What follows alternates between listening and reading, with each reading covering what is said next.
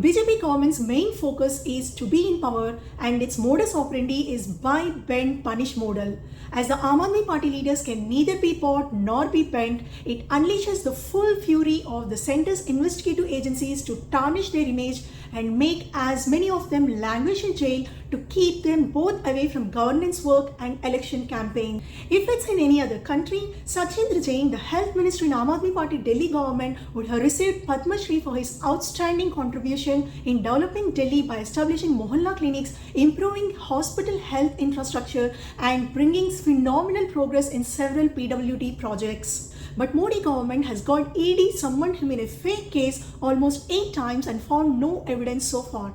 He was in jail for a year, currently on medical bail and still waiting to get regular bail as he was framed to under PMLA, again without any substantiative evidence or obtaining any conviction from a court of law, shows how BJP has mastered the process of abusing the law at every stage to harass its political opponents. Another fake case is the liquor policy scam in which Manish Sisodia was framed by ED under PMLA. Manish Sisodia, the Deputy Chief Minister of Delhi, under whose leadership education became the central plank of Delhi's governance model and a great social equalizer for Delhi's masses. He transformed the lives of 18 lakh children by turning around the state of Delhi's government schools, which garnered national and international acclaim, including a front page profile in the New York Times and a visit of the former US First Lady Melania Trump to one of the happiness classes in a Delhi government school.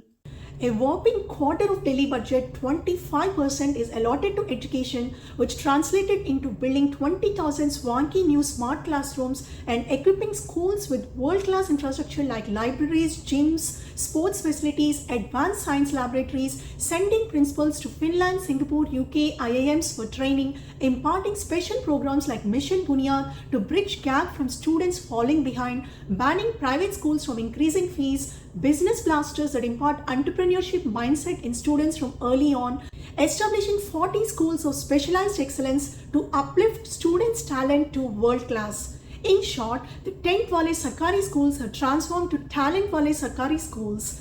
This resulted in getting hundreds of government school students clearing JEE NEET every year, making 12th pass percentage in government schools on par with private schools, and more than 4 lakh students switched from private schools to public schools. The roaring success led to 6 sitting chief ministers of other states visit Delhi government schools. Manish Sisodia has also had excise ministry in his portfolio. They have brought phenomenal liquor policy in November 2021, which not only increased the tax revenue by 58%, but also eliminated the mafia through the process, creating a win-win situation for everyone, including the consumer, seller, and the government. The same liquor policy is currently being implemented in the state of Punjab, where there is AAP government as well, and the state has seen 41% increase in excise revenue in 2022-23. The new liquor policy kept an upper limit on the number of shops, which is lower than the number already available, made uniform distribution of shops across Delhi, and made the main revenue based on the license fee instead of excise duty, thus cutting the underreported sales.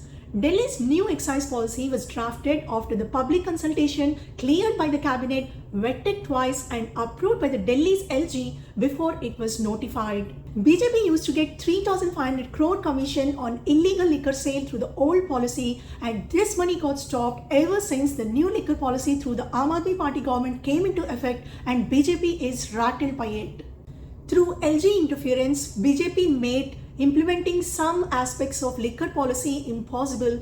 LG recommended CBI investigation, and a month later, excise policy was scrapped on August 1, 2022. This is the first time ever in the history of India where CBI probe was launched on a policy in which government's tax income has increased. Ever since the CBI launched their probe into Delhi's excise policy a year ago at BJP's behest, Manish Sisodia's house and office were raided, his bank lockers were opened up, and even his native village was visited by 500 investigation officers for 1 year to build a case for disproportionate assets, and yet couldn't find a single trace of evidence of any kickbacks given. On February 26, Manish Sisodia got arrested by CBI on the flimsy grounds of alleged non-cooperation. What followed is a long series of hearings for bail stretching into months in lower courts, high courts, and Supreme Court, where the process itself becomes the punishment. This was the arrest of India's finest education minister, a man of unimpeachable integrity and honesty, and the topmost leader of an opposition party increasingly being seen as the real challenger to the BJP nationally in the years to come.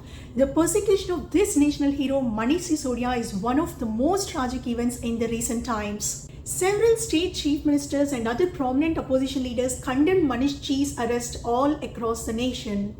When the bail hearing in the CBI case was scheduled on March 10th and Manish Chi would have been released due to lack of evidence, ED arrested him a day before on March 9th. The main motive clearly seems to keep Manish inside at all costs by creating new fake cases. Several baseless allegations laid by CBI ED. ED claimed in court that 100 crore kickbacks received by AAP which were used in 2022 Goa elections. After 3 months of investigation and hundreds of raids, ED confessed in court that only 19 lakhs used in cash form in Goa elections. ED also claimed that some Rajesh Joshi was involved in transferring 20 to 30 crores for AAP 2022 Goa election campaign, and Gautam Malhotra provided 2.5 crores as bribe for South Liquor Lobby. However, Delhi High Court rejected this as there is nothing on record for these payments and mere oral claim doesn't mean anything.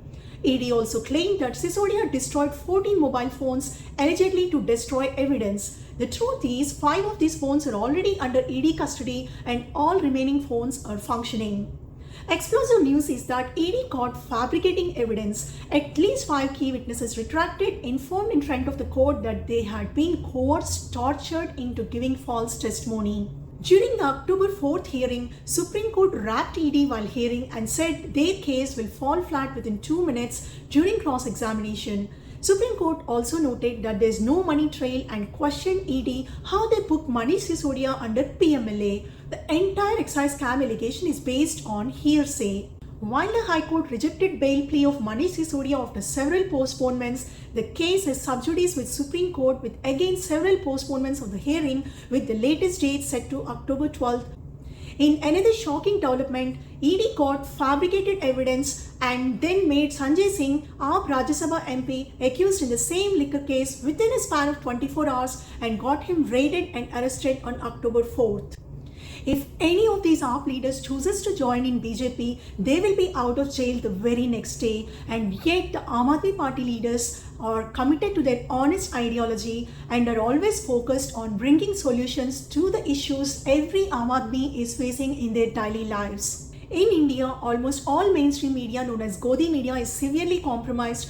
Global Hunger Index 107 over 121, Press Freedom Index is 168 over 180, economy in doldrums, people suffering with high inflation, huge number of scams being unearthed every week, with the latest being the Adani scam, Manipur burning for the last 3 months, 10.5 lakh crore loans written off by banks, while poor farmers are committing suicides unable to pay loans of few thousands of rupees, with daily news replacing news of women rapes and atrocities of Dalits and minorities, extreme organized polarization, and 235 million undernourished Indians, the days of near future for India look very gloomy. Modi government is unbothered by any of these concerning news about India, and its sole focus is to be in power using the buy, bend, punish model.